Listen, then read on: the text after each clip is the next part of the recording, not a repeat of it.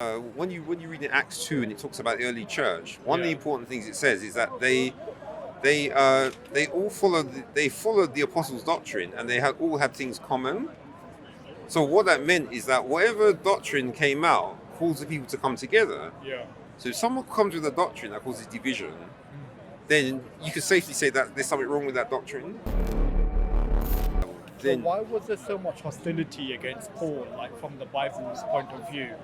Like on the one hand, like Paul would preach his gospel, and then other Christians will come along and will preach something else, turning them away from the gospel of Paul. And then Paul would then write back to them, defending his own position and saying, you shouldn't listen to them, but you should follow me instead.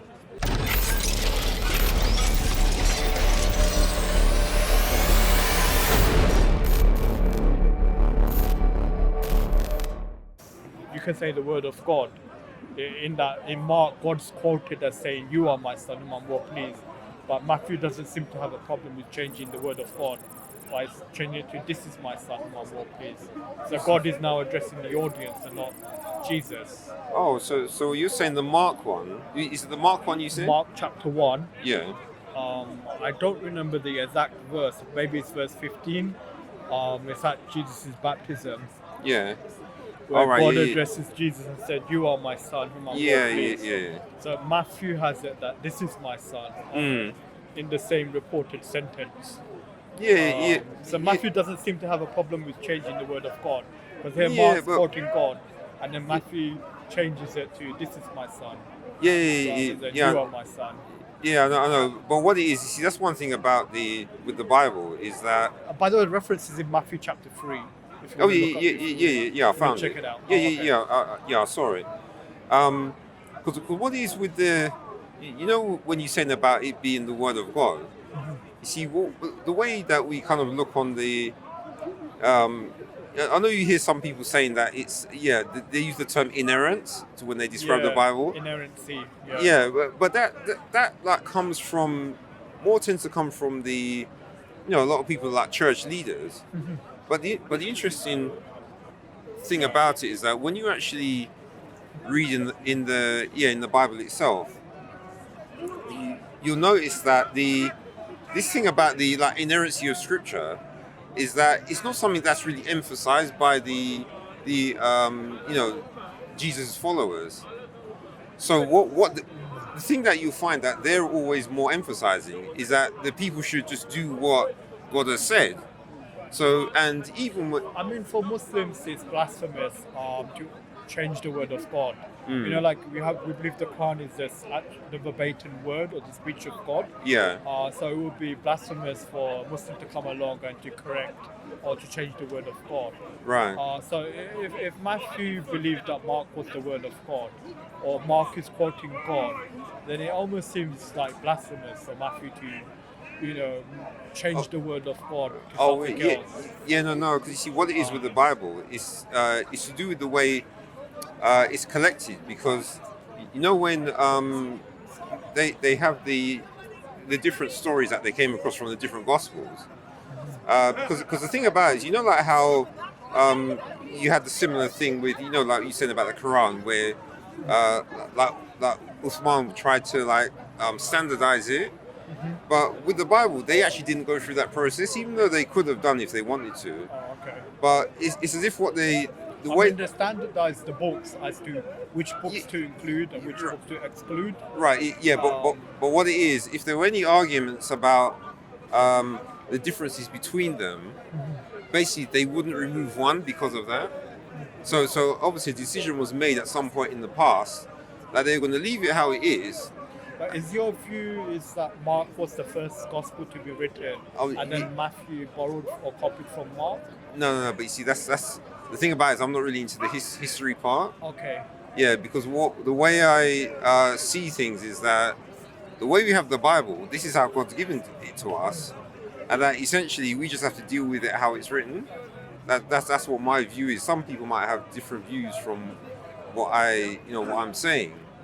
But that's actually what my view on it is, that because I'm assuming when Mark wrote, he didn't write in hindsight that his book would be written alongside.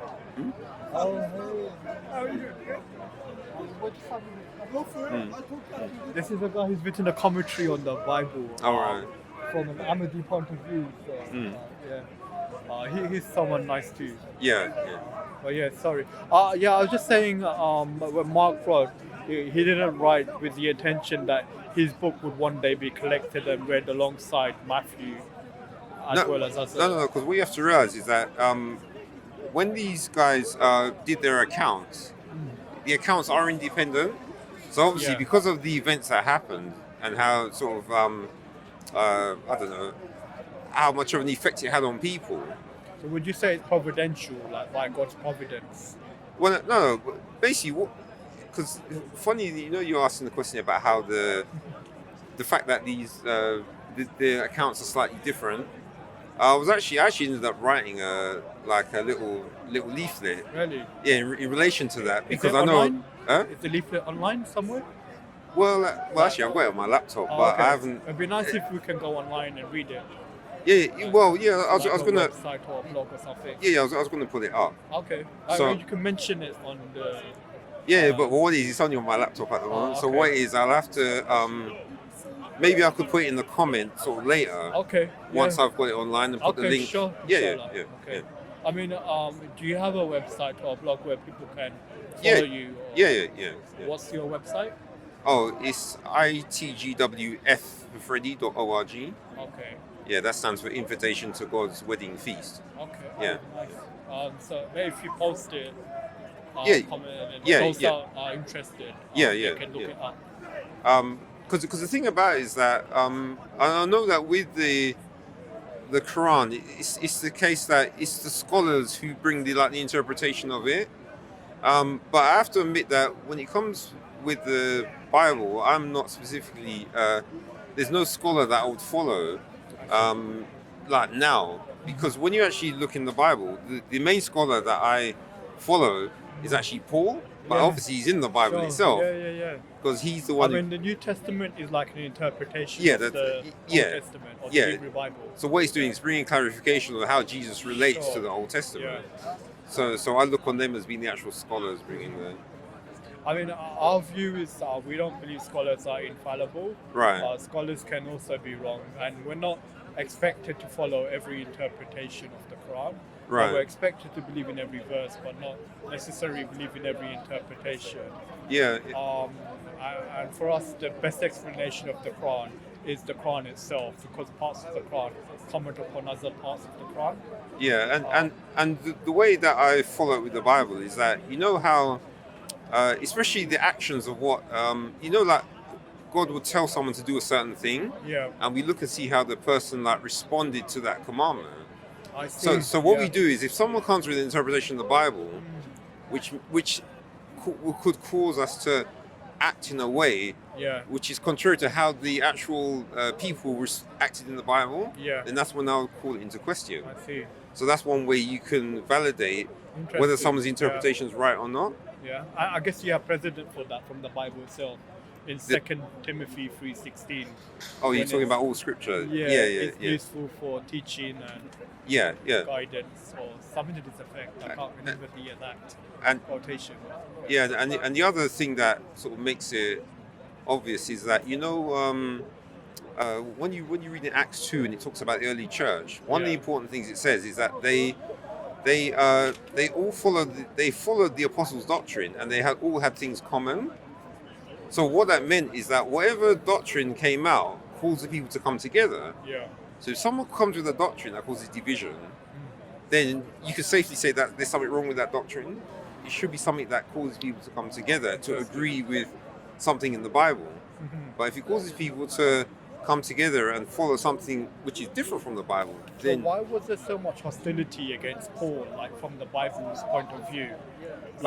On the one hand, Paul would preach his gospel, and then other Christians will come along and will preach something else, turning them away from the gospel of Paul. And then Paul would then write back to them, defending his own position and saying, you shouldn't listen to them, but you should follow me instead. Like Galatians chapter 1. Yeah, but you do know that have you read the part where Peter actually says that basically he's read. He has because you know that Peter actually read all Paul's writings. It says that in Second Yeah, Peter, Second Peter. the Yeah, second letter of Peter. yeah. But most biblical scholars don't think that Peter wrote to Peter. Reason being is, like you mentioned, it refers to Paul's letters as scripture, and Well, during Paul's own lifetime, Paul's letters weren't regarded as scripture to be read alongside the Old Testament, but instead they were seen as epistles. It's only many years after Paul's death they're viewed or taken as scripture because of the absence of Paul no longer being with them. yeah, but So that's one of the reasons why scholars don't think Peter wrote to Peter. For example, John Calvin, he had doubts whether Paul wrote whether Peter wrote Second Peter. Even Origen from the 4th century, if I'm correct, mentions that most scholars at the time viewed Second Peter with skepticism, right. like the dubious or doubtful origin. Yeah, but you see, the thing about it is, what they're probably using is the way that, because I've actually noticed this. You know, when you read because I was trying to look something up for someone sort of related to the Trinity, so I actually looked up the Greek writings for some different books in the Bible, and when you actually get the Greek, you can actually see the style is different. Yeah, that's right. First and Second Peter, have So it's the actual Greek you use to see the style of the way. In fact, scholars think that Second Peter is copied from the letter of Jude. So most of 2 Peter comes from Jude. Yeah, it's got hence some. why they're very similar to one another. But you see, the thing about it is that with the I suppose you could say the main problem that the Bible had, which is kind of a testimony to the fact it survived, is that it's actually a book that came from the losers. So if you think about it, the people who actually these writings were given to, they were the ones who were actually being persecuted by the establishment, and they had no army. But also, if you more further look into it, those that collected our writings, or those that disagreed with Paul and regarded him as being unorthodox or heretical, naturally wouldn't collect his writings, and naturally, by extension, wouldn't collect gospels written by his followers, such as Luke. But on the other hand, those that did collect the New Testament that we have are people that did respect Paul, and did collect gospels that were written by his followers, such as Luke. Because the thing about the Bible is, the New Testament, you could effectively say it was similar to the Quran, where it was because it was like recited to people, and they had the different, and some people obviously wrote bits down what they heard, and it was only later on that the actual collections happened. But I mean, there was this early division in early Christianity with regards to who to follow. Should we follow Paul or should we follow someone else? Like Peter, James, or John. He was seen as the pillars of the church. So what I mean is those that didn't respect Paul naturally wouldn't follow his teachings and wouldn't naturally collect his writings. But on the other hand, those that did collect our New Testament are people who did follow Paul and did wanted to distinguish themselves from those that didn't. Yeah, but you notice though that with the way the New Testament's been collected, whoever collected it obviously agreed with Paul, but also with Peter and James and John as well, and Jude. Well, I mean, we have writings that are written in the name of Peter, James, John, and Jude. But most historians don't think James, for example, wrote the Epistle of James. I wouldn't say that. Peter wrote Second Peter. No.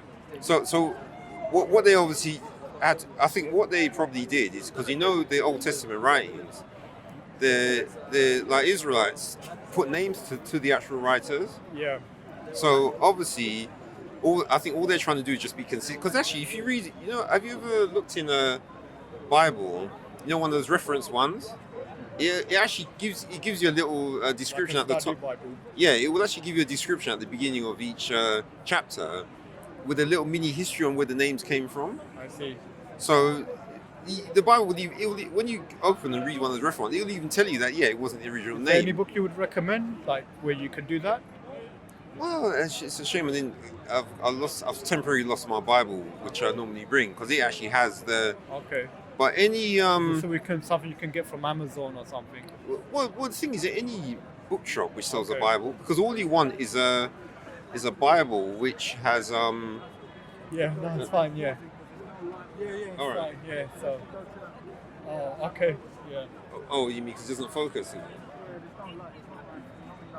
Yeah.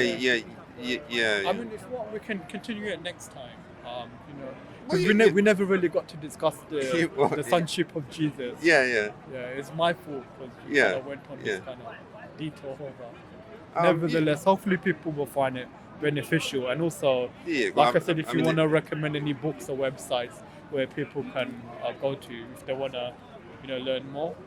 Well, I suppose that's the only thing about it, is that I have to admit that with you could say I'm kind of self-taught in terms of the things that I like worked out. So when it comes to the thing about it is, if I was saying to someone to try and find out more about the Bible, I don't think the lights now come back. We can maybe go. You go back to the original talk about the. you want the sonship? Yeah. Yeah. Okay, that's fine. We'll just make the most of what we can. What's he saying? That He's not sure how long the light will stay on. Oh, right. So we'll just make the best of what we can. yeah. So the sonship of, because I think it's a valid argument. Christians to bring up the point that Jesus is the Son of God, but Muslims say so is David and so is Solomon, Yeah. so is Israel, and angels are referred to as the Son of God as well. Yeah. But they're not God, they're not divine. Why Yeah. is Jesus? Have you ever? I don't know if you ever read Hebrews 1. Okay. Yeah. You remember roughly what it says? Well, Hebrews 1 is actually an interesting passage because in Hebrews chapter 1, it actually doesn't deny that Jesus has a God over him. Oh yeah. No, but remember, I don't believe it. What I'm saying is, the way I believe is that he's a son. Yeah. So this actually gives you a good description of his sonship and the position he has. So Hebrews chapter 1, Yeah. Just start from the. verse 1. Yeah. Just carry on. Yeah. God who at the various times, in various ways, spoke in time past to fathers by the prophets, has in these last days spoken to us by his Son, whom he has appointed heir of all things, through whom also he made the worlds. So you notice where it says in the verse 2, it says he hath appointed heir of all things. Yeah. So that's the differentiation between him and all the other sons. Okay. Because there's simply no other son who's I guess this goes back to similar to what Paul says, like the head of every man is Christ and the head of Christ is God. Yeah, but So man at the bottom, Christ above, between man and God, basically. yeah.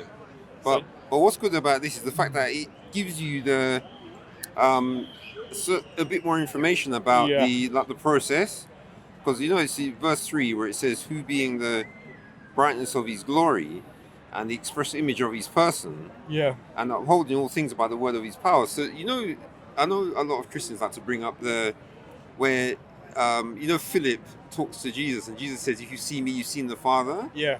But this verse actually describes what Jesus meant. Okay. Because it says that he's the express image of his person. In verse 3. Okay, that's a good point. So it doesn't mean that he's... Who being the brightness of his glory and express the image of his person. Okay. Yeah. So it doesn't mean what, sorry? No, so that doesn't mean that he's God like the Father. Yeah. It more supports him being the Son of God. Because as a son, he has a resemblance to the Father. So why doesn't it say, why if you've seen me, you've seen the Son? Why does it say, if you've seen me, you've seen the Father in that verse? No, that's what he's saying. See, he's the express image of God, basically. I mean in John chapter 14 you're referring to. Yeah, where when he Philip... says to Philip, if you've seen me, you've seen the Father. Yeah, but... Why doesn't it say, if you've seen me, you've seen the Son, instead of saying the Father? Oh, no, I think it's because remember Philip said, show us the Father. Yeah. So I think, yes... Show us God, or Is it? Well, it says Or- the Father. Okay, the yeah, that's Father. what it says. Okay. Yeah, And then Jesus says, "If you see me, you see the Father." yeah. Oh, okay. So what Jesus is saying, he's not talking about visually. He's talking Yeah. about personality. It's not just that, but also in John chapter 5, I think it's verse 30 something, maybe 35, where Jesus says, "The Father who sent me, you've neither seen him nor heard his voice at any time." Even though they're looking at Jesus, but Jesus said, "You've not seen the Father." But he said Father. So Yeah. so even though he's the express image of the Father, he's not the Father. Yeah. Yeah. So And he says the Father's greater than I. The Father's greater than all. Yeah, but you can get this from Hebrews 1 as well. I see. When you read, You know, I like verse 9 of Hebrews, chapter 1, because there it makes it clear that Jesus has a God over him. Yeah. When it says, "You has loved the righteousness and hated the evil ones. Therefore, God, even your God, has anointed you with the oil of gladness above any fellows." Yeah. Or thou fellows. So he has anointed you, meaning Jesus. Yeah. So that's why they they say he's the Christ being anointed one. Yeah. Because I know sometimes like Hashim likes to say that other people are anointed, but the thing is, he's the only one who received the actual anointing from God himself. Yeah. Whereas the people on earth, they get anointed by like a prophet. So this is obviously something that happened in heaven. So I mean, basically, like Muslims, obviously, like we agree with one another, like that Jesus isn't God. Yeah. He's like the representation Yeah. of God on earth. But you see, there is another part to it, which I suppose the Would you Muslims. say like he's an ambassador? No, because there is a part to it where the Muslims wouldn't disagree with. It's to do with See, the thing about it is that in the Quran it says about you mustn't associate partners. Yeah. But you see, where it says in verse 2 that he's appointed him heir. Yeah. So what God's doing is he's appointing him as like because the heir, and when someone like owns a company and they appoint someone as their heir, then eventually that person will take their position. So do you believe that Jesus wasn't God, but eventually he